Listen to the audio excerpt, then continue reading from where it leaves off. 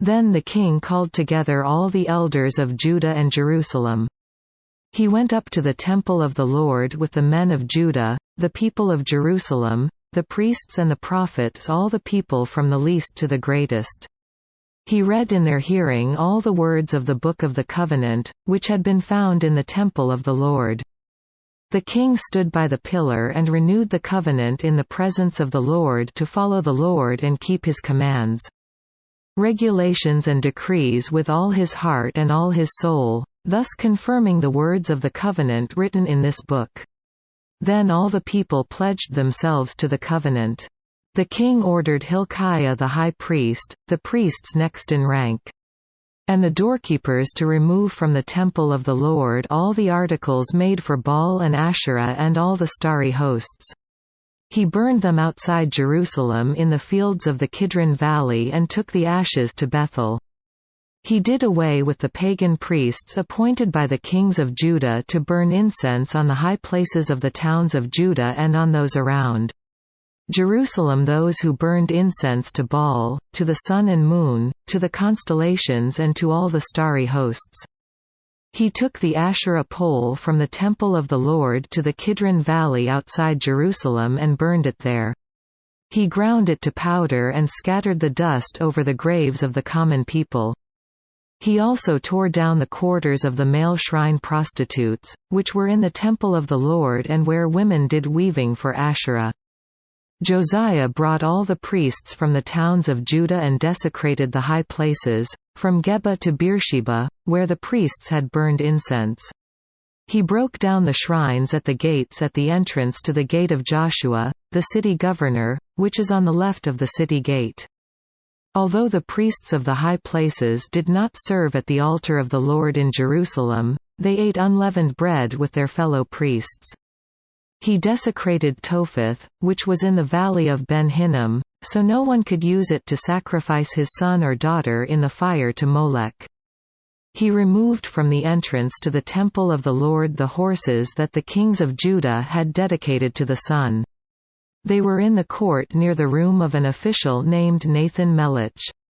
Josiah then burned the chariots dedicated to the sun. He pulled down the altars the kings of Judah had erected on the roof near the upper room of Ahaz.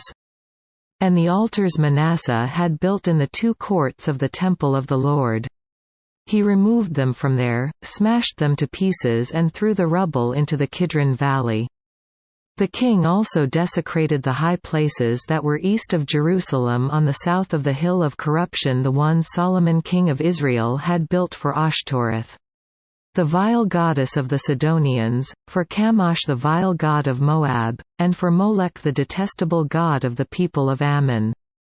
Josiah smashed the sacred stones and cut down the Asherah poles and covered the sites with human bones. Even the altar at Bethel, the high place made by Jeroboam son of Nebat, who had caused Israel to sin, even that altar and high place he demolished. He burned the high place and ground it to powder, and burned the Asherah pole also. Then Josiah looked around, and when he saw the tombs that were there on the hillside, he had the bones removed from them and burned on the altar to defile it, in accordance with the word of the Lord proclaimed by the man of God who foretold these things. The king asked, "What is that tombstone I see?"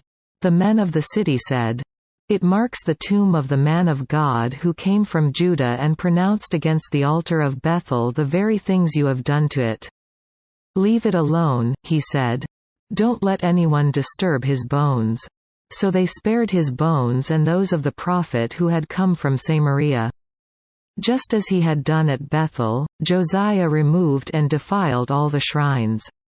At the high places that the kings of Israel had built in the towns of Samaria that had provoked the Lord to anger, Josiah slaughtered all the priests of those high places on the altars and burned human bones on them. Then he went back to Jerusalem. The king gave this order to all the people: "Celebrate the Passover to the Lord your God, as it is written in this book of the covenant. Not since the days of the judges who led Israel, nor throughout the days of the kings of Israel and the kings of Judah, had any such Passover been observed. But in the 18th year of King Josiah, this Passover was celebrated to the Lord in Jerusalem. Furthermore, Josiah got rid of the mediums and spiritists, the household gods, the idols and all the other detestable things seen in Judah and Jerusalem. This he did to fulfill the requirements of the law written in the book that Hilkiah the priest had discovered in the temple of the Lord. Neither before nor after Josiah was there a king like him who turned to the Lord as he did with all his heart and with all his soul. And with all his strength, in accordance with all the law of Moses. Nevertheless, the Lord did not turn away from the heat of his fierce anger, which burned against Judah because of all that Manasseh had done to provoke him to anger. So the Lord said, I will remove Judah also from my presence as I removed Israel, and I will reject Jerusalem. The city I chose, and this temple, about which I said, There shall my name be. Quote, As for the other events of Josiah's reign, and all he did, are they not written in the book of the annals of the kings of Judah? While Josiah was king, Pharaoh Necho king of Egypt went up to the Euphrates River to help the king of Assyria. King Josiah marched out to meet him in battle, but Necho faced him and killed him at Megiddo. Josiah's servants brought his body in a chariot from Megiddo to Jerusalem and buried him in his own tomb. And the people of the land took Jehoahaz son of Josiah and anointed him and made him king in place of his father. Jehoahaz was 23 years old when he became king, and he reigned in Jerusalem 3 months.